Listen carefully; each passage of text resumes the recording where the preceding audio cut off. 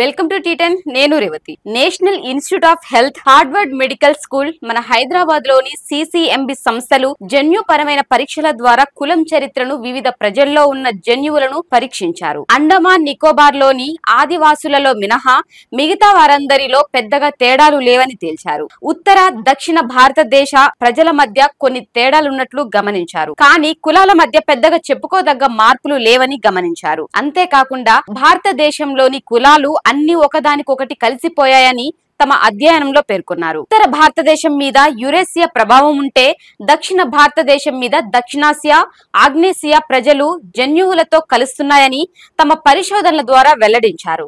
రాహుల్ గాంధీ వంశం గురించి మాట్లాడితే లేదా ఆయన తల్లిదండ్రులు, తాత, నాయనమ్మల గురించి చెబితే ఒకప్పుడు గొప్పగా చెప్పుకునేవాళ్ళు. ఎందుకంటే కులం, మతం పట్టింపులు లేకుండా వాళ్ళు తమ జీవితాలను పంచుకున్నారని కొనియాడేవాళ్ళు. రాజీవ్ గాంధీ క్రిస్టియన్ అయినా సోనియా గాంధీని, రాహుల్ గాంధీ సోదరి ప్రియాంక గాంధీ కూడా క్రిస్టియన్ ను వివాహం చేసుకున్నారు. ఇది భారతదేశంలో ఒక మార్గదర్శకమైన జీవన విధానం అని అభినందించాల్సిందే. అయితే ఇటీవల రాజకీయ ప్రయోజనాల రీత్యా కులం, మతం, స్వచ్ఛత, పవిత్రతల గురించి చర్చ ఎక్కువైంది. ప్రగతిశీల జీవన విధానాన్ని తప్పుపట్టి ఒక మతాన్ని, కులాన్ని కించపరిచే చర్యలు ఎక్కువవుతున్నాయి. ఆచార్యదేవా, ఏమంటివి జాతి నిపమున సూత సుతన కింద నిలువ అర్హత లేదందువా.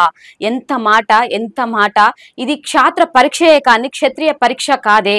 ఈ డైలాగులు తెలుగు ప్రజలకు, ప్రత్యేకించి సాహిత్యాభిలాషులకు సుపరిచితమే.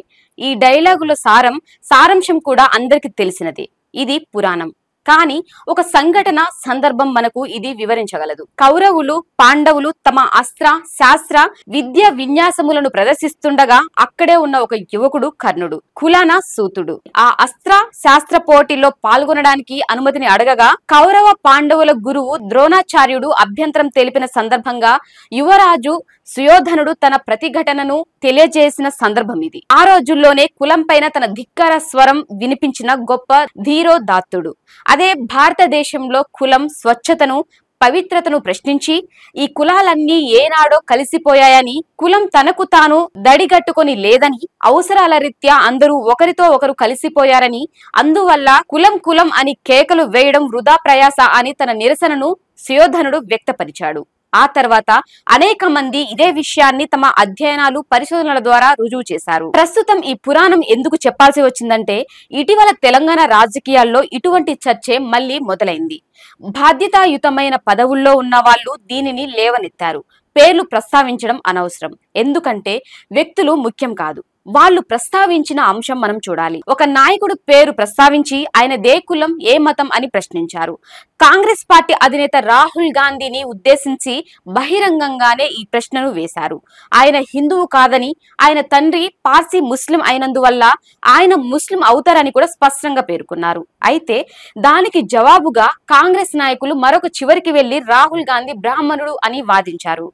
గతంలో చాలా మంది జాతీయ స్థాయి నాయకులు, మేధావులు, రచయితలు, కళాకారులు తమ మతాలతో సంబంధం లేకుండా భారతీయులంతా ఒకటేనని, అంతేకాకుండా మనమంతా విశ్వ నరులమని ప్రకటించుకున్నారు. కానీ ఇటీవల రాహుల్ గాంధీ మీద చేసిన వ్యాఖ్యలు ఏ మాత్రం ఒక హోదాను, స్థాయిని సూచించడం లేదు. రాహుల్ గాంధీ కులం భారతీయత, మతం సోదరత్వం అంటే తప్పేమి కాదు. అయితే నాయకులు వాళ్ళ పుట్టుకల మీద, వంశ చరిత్రల మీద కంటే వారి విధానాలను, రాజకీయాలను విమర్శిస్తే బాగుంటుంది. అంతేకాని పుట్టుకల మీద చర్చ చేస్తే అది చౌకబారుతనమే అవుతుంది.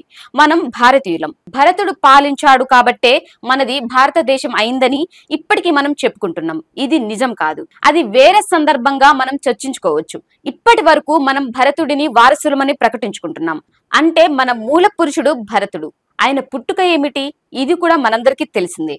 రాజర్షి విశ్వామిత్రుడు పుట్టుకతో క్షత్రియుడు, కర్ణేయ బ్రాహ్మణుడు, దేవవేశ్య మేనకకు పుట్టిన ఆడబిడ్డ శకుంతల. క్షత్రియుడైన దుష్యంతుడు, శకుంతలకు జన్మించిన వాడు భరతుడు. ఇప్పుడు భరతుడిది ఏ కులం? ఆ పరంపరలో వచ్చిన మనందరిది ఏ కులం? దీనిని కొనసాగింపుగానే ఇటీవల జన్యుపరమైన పరిశోధనల్లో ఇవే విషయాలు వెల్లడయ్యాయి.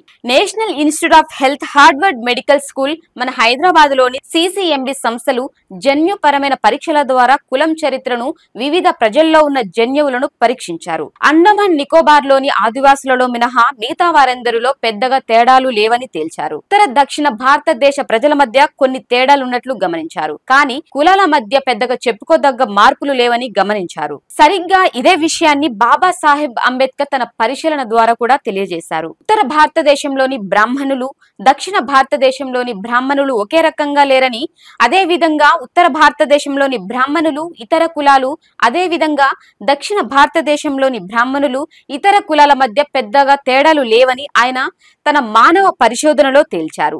అటు చరిత్ర, ఇటు శాస్త్రీయ, సాంకేతిక పరిశోధనలు కులానికి మధ్య ఏదో తేడా ఉందని, తమ కులం తమకు పరిశుద్ధమైనదని, మిగతా కులాలన్నీ సంకరమైపోయాయని ప్రకటించడం పూర్తిగా హేతు విరుద్ధం. ఇంకొక విషయం ఇక్కడ చెప్పుకోవాలి.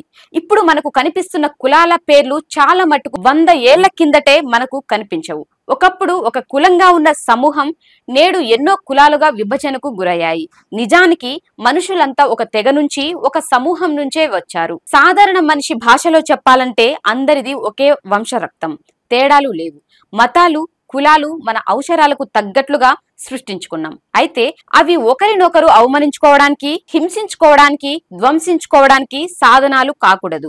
బాబాసాహెబ్ అంబేద్కర్ తన కుల నిర్మూలన ప్రతిపాదనలో కులాంతర వివాహాలు ఒకటి. అయితే ఇటీవల కొంతమంది యువతీ యువకులు కులాలు, మతాలకు అతీతంగా ఒకటవుతున్నారు. కానీ ఇటువంటి పెద్దల మాటలతో తమ కులం గొప్పదని, తమ మతం గొప్పదని దాడులు, హత్యలు చేస్తున్నారు.